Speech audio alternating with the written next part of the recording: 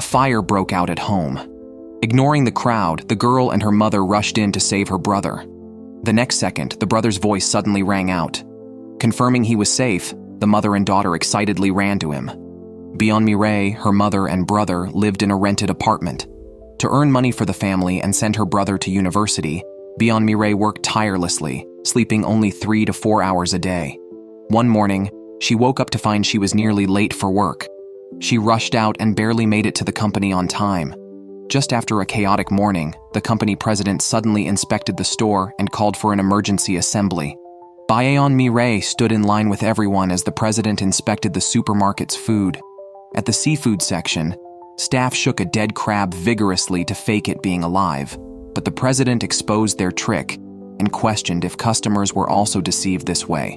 Moving to the fruit section, he immediately spotted rotten produce. Vegetables and meats were not exempt. Any issues found led to the immediate dismissal of responsible staff. Beyond Mireille silently prayed her section wouldn't be inspected. Next, the president precisely walked to the rice cake section, where Beyond Mireille's mother was offering samples to children. He accused Beyond Mireille of running a charity kitchen, not a store.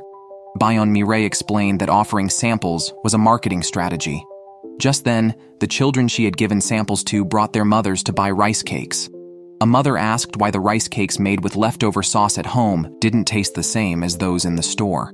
Beyond Mireille's mother quickly introduced a special vegetarian rice that paired well with the rice cakes. Seeing the sales of both rice cakes and rice rise, Beyond Mireille seized the moment to tell the president about her plan to bundle rice cakes and rice for sales next quarter. The president was pleased with her strategy and remembered her name. After he left, everyone breathed a sigh of relief. Just then, due to lack of sleep and overwork, Beyond Mireille suddenly fainted.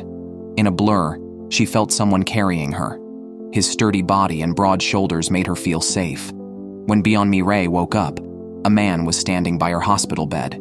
She tried to thank him but was gently pushed back down. He introduced himself as the store's security staff and mentioned that the doctor had instructed her to rest. Beyond Mireille thanked him for bringing her to the hospital and asked him to leave. Just as he left, she received a call from her mother about the fire. Despite feeling unwell, Beyond Mireille hurried home. The mother and daughter confirmed that her brother and the dog were safe, relieving their worries. Neighbors watched the building nervously. Oddly, only the landlord's room was on fire. Other rooms were unaffected. Soon, the landlord's body was carried out. That morning, Beyond Mireille had seen the landlord at the window. Just a few hours later, they were worlds apart, leaving her deeply saddened. No one knew that a man in black knocked on the landlord's door in the morning. The landlord complained about his return and tried to close the door, but the man blocked it and forcefully entered the room. Some neighbors found this fire suspicious. It occurred during the day when most tenants were at work, and the fire did not spread to adjacent rooms, suggesting it was arson. Despite skepticism about this speculation, the tenants were shocked when the agent informed them that the landlord's daughter had sold the apartment cheaply. The new landlord wanted to meet 3 tenants, including Beyond Mireille's family. The next day, Beyond Mireille's mother and 2 other tenants met the new landlord. A man appeared and got straight to the point. He wanted to move in, but the burnt room was uninhabitable. Their leases were expiring soon, and he hoped one of them would move out to make room for him. Beyond Mireille's mother, a single parent, was worried as she had finally settled down with her 2 children and did not want to search for another house. She instructed her son not to tell Beyond Mireille about this, as she was already working hard to support the family. Beyond Mireille's mother tried to renew the lease with the old landlord's daughter, but it was futile as the property had been transferred. The old landlord's daughter needed to sell the house due to financial difficulties. Faced with no other options, Beyond Mireille's mother shared the news with a female neighbor who was also facing eviction. This neighbor seemed relaxed, having already sent a flattering message with a selfie to the landlord to plead her case, which apparently worked. After meeting another neighbor who was trying to win over the new landlord with gifts and her child's drawings, Beyond Mireille's mother felt desperate. The other 2 had special tactics, and it seemed they would be the only ones forced to move. To change her fate, she messaged the new landlord, describing her struggles as a single mother and hinting they might end up in dire straits if evicted. The new landlord did not respond. Unknown to her, the man they had met was not the landlord, but his assistant. Meanwhile, Beyond Mireille, unaware of the family's situation, managed to dine out with friends. They asked if her ex-boyfriend was still bothering her. She recalled her ex, a mama's boy, who once snagged his long nails on her clothes and whom she had asked to cut his nails. Despite her declaring her intention to remain unmarried, he had created a scene demanding marriage after 100 days of dating, pressured by his father's wish for him to marry before retiring. Beyond Mireille decisively chose to break up, always lamenting her poor choice in men, despite her proven work abilities. Upon returning home, she found the table filled with offerings for her father's upcoming death anniversary. Beyond Mireille had previously declared to her brother that she would never hold a memorial service for their father. Years ago, her father had visited her once, but harboring resentment, she refused to speak to him.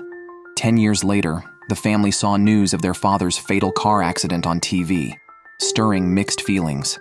Knowing Beyond Mireille held a grudge, her mother explained that holding the memorial was meant to let Beyond Mireille and her brother properly say goodbye to their father.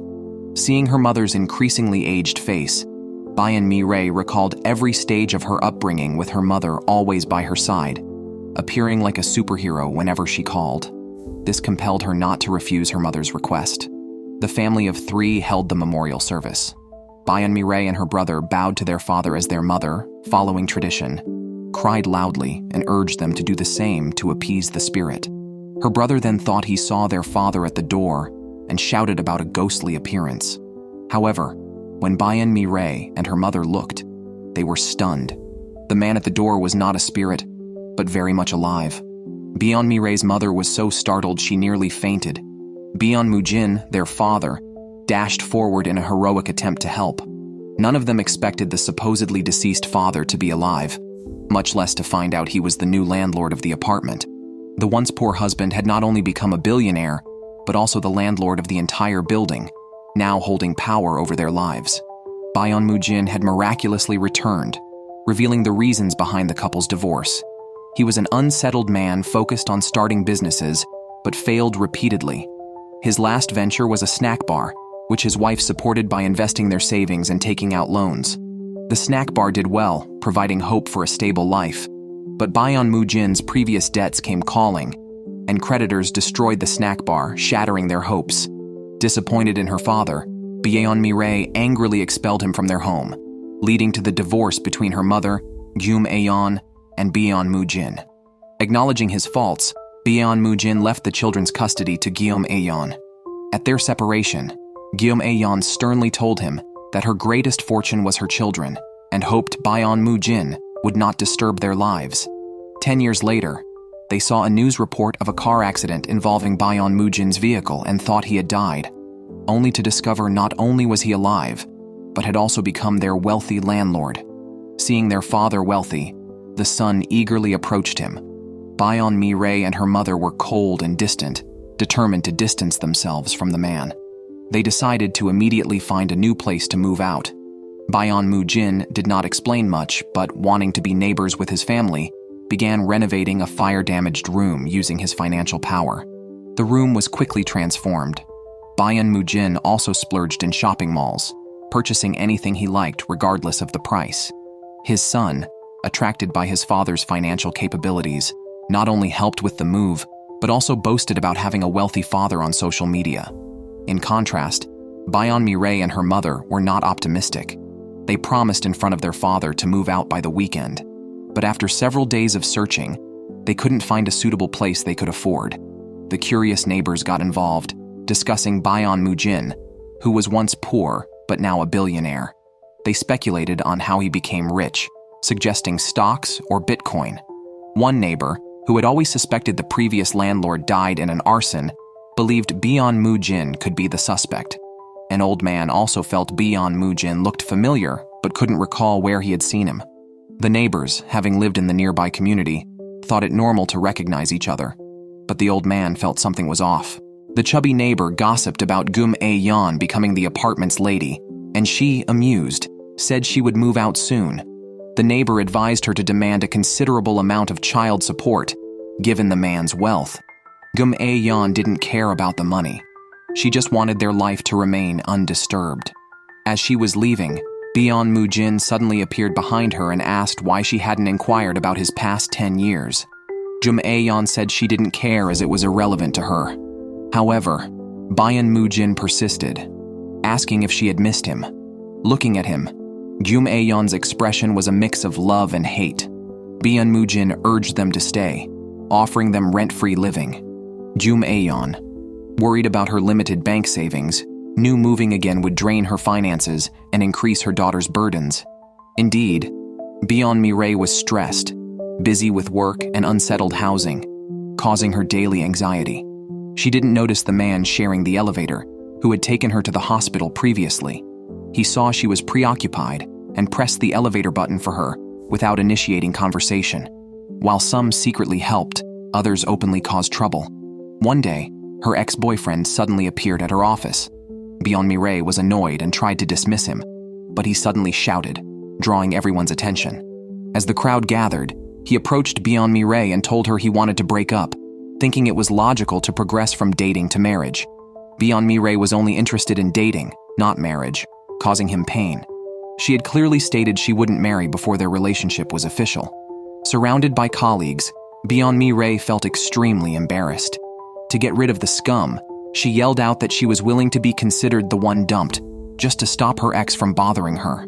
After her ex left, Byun Mi-rae stormed off but fell due to her haste.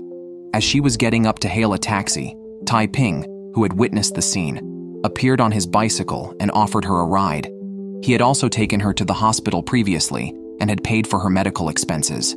Byun Mi-rae, recognizing him, wanted to repay him but found her wallet empty and promised to transfer the money soon. Tai-ping handed her a bandage for her leg wound. She politely thanked him without questioning why he cared. Back home, unaware of her mother's wavering feelings, Byun Mi-rae and her mother went to view a house. Byun Mi-rae liked it, but her mother complained about high maintenance and electricity costs. Frustrated, Byun Mi-rae suspected her mother was attracted to her father's wealth like her brother and didn't want to move. They argued and parted unhappily.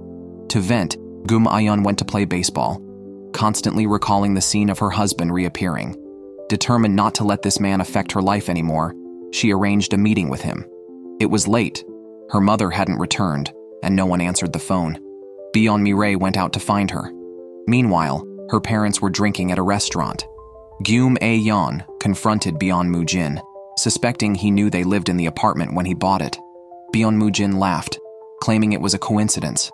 However, Jum Ayeon knew he was lying because he hummed before lying, a habit he hadn't lost. Caught, Byun Moo-jin admitted he bought the apartment knowing they lived there. As they argued, Byun Mi-rae shouted for him to let go. As she angrily rushed towards her father, Tai-ping, who had been teaching upstairs, intervened and knocked Byun Moo-jin down, attempting to protect Gum Ayeon. Gum Ayeon pushed Tai-ping away, anxiously checked on Byun Moo-jin, realizing they were Byun Mi-rae's parents. Embarrassed, Tai-ping felt awkward. Byun Mi-rae, furious with her father for disrupting their lives again, pushed her father, who had just stood up, back to the ground. Meanwhile, an old man, having finished his drink, remembered seeing Byun Moo-jin the day before the apartment fire, helping a drunk landlord walk, identifying him as the new landlord.